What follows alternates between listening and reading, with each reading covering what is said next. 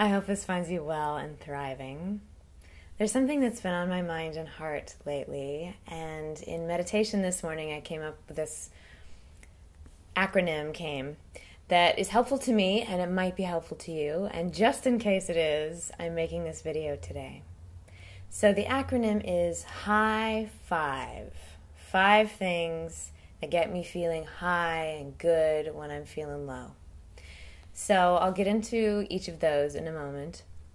But first, just to check in about what it is I'm even talking about. Sometimes when I'm feeling stressed or depleted or just not really confident in a situation or in my life in that moment, or even when I think I'm feeling good and I'm with friends, but they're the kind of people, I don't really hang out with these people anymore, but anyway, the kind of people who I think, oh, they'll like me if I drink with them. Or, oh, they'll like me if I have that piece of cake. I mean, I don't even think of it that logically, but it's like, oh, they're drinking. Hey, you want some? Or why aren't you drinking? Or whatever it is that I think. And I think, oh, sure, I can have that. Or, yes, I'll have that piece of cake, even though I'm gluten intolerant and sugar makes me want all cake ever invented, ever, before or since. So if that resonates with you at all, I've been thinking about it, and in my mind, that impulse that makes me want to reach out and do something or take something or imbibe something to raise my energy, to raise my vibration, to feel better, is really just a desire to connect. And I either need to connect with another person at that time who I love, or with nature, Renature, Recharge video, or with myself. Maybe there's something in me that I need to pay attention to. Maybe I'm afraid about something, and I need to just look at that and see, what's that fear coming from? I think I'm not good enough for some reason. What is that? What is that from? Maybe I can learn about where that came from and clear it once and for all and be free from that. It works. And or in all of these, connection to something greater than myself, whatever you want to call that, spirit, God, whatever you want to call it, that feeling that I'm not alone in some vacuum somewhere. I'm actually a part of this greater whole. So that can translate in our little society to, oh, I'm in pain, I'll take a pill. Or, oh, I want to be cool and have fun, I'll drink something. And we can even, when we get into a pattern of it, we can even start to think people like us better. Or we're more fun, or we're more funny, or we're more honest, or we're more loose, or free, or whatever that is. And so I thought to myself, okay, Amy, is there anyone you truly know and love and care about, who you think is a better person when they're drunk, or high, or doing something that is otherwise self-destructive? I mean, I've even had times where my self-esteem was so low, I was beyond thinking that they would think I was cool. I just was like in this pattern of, if things are so awful and I feel so bad about myself, maybe at least I can get some pity. Maybe at least they'll pity me. And that's the closest I can get to even being worthy of love. I've been there. Not fun. So any of those patterns that we do, those mental patterns that we do of just being down on myself, that spur me to want to reach to feel better and then take something quick and easy to raise my vibrations. Is there anyone who I think is actually better when they use the quick and easy way than when I'm honestly talking with them, completely sober, completely open-hearted, and we're sharing our hearts together? No. There isn't anyone I think is a more intelligent person when they're drunk. That's just me. Maybe you do. No judgment. That brought me to another question. Does anyone on their deathbed say, oh, if only I'd spent more time drunk instead of taking my kids camping?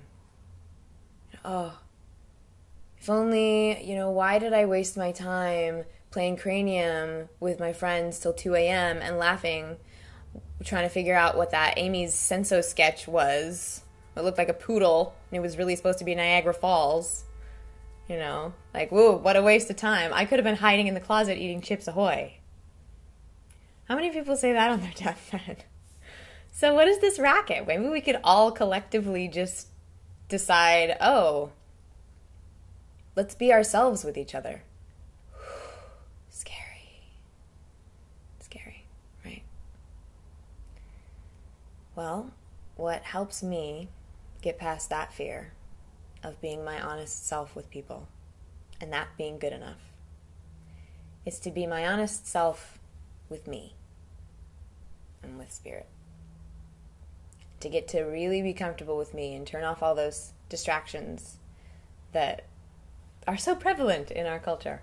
So, to the 5, to the high 5. High 5! F, friends and family. If I'm feeling low, friends and family can pick me up. Spending that time with them as myself. And that isn't, maybe not every member of your family, maybe not every friend is who you need in that one situation, but there's somebody out there. And or, what interests me? What interests me? Maybe I could do something or read something or create something or watch something that I'm interested in, and that'll take me out of my little self and make me feel good and inspired. There's another I.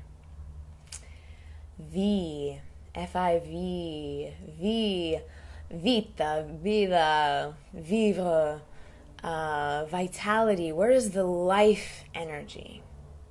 How can I tap into my life energy? We are energy.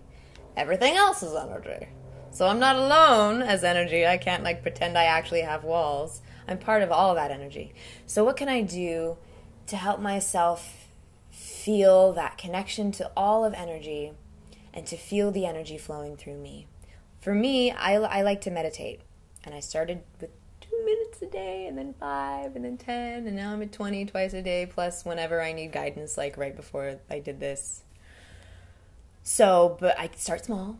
And I'm not saying that's what you need to do. Maybe you have your ways. It's a way that works for me. I can also pay attention to my breath. I can take a moment and really observe something in me. Really look at my hand and how amazing that is. And see if I can feel what it feels like inside my hand. Or feel what it feels like inside my body to be in this space right now. Those are some ways to tap into the energy. E. Embodiment. It could also be exercise, but it doesn't have to mean, oh, I'm going to go to the treadmill. If you love the treadmill, rock it. Embodiment. We have a body. This is amazing. We aren't just brains with thumbs. Right? So maybe I could go for a hike. Maybe I could dance with my friends or alone in my room. I've done both. They're both great. Do yoga or do, what is it that makes me feel, or, bungee jump if that is your way, or rock climb, or, walk barefoot, or just massage my feet. If I'm feeling ungrounded or like I need some nurturing in my day, and I'm just at work or somewhere, I'll just slip off my shoes, massage my feet.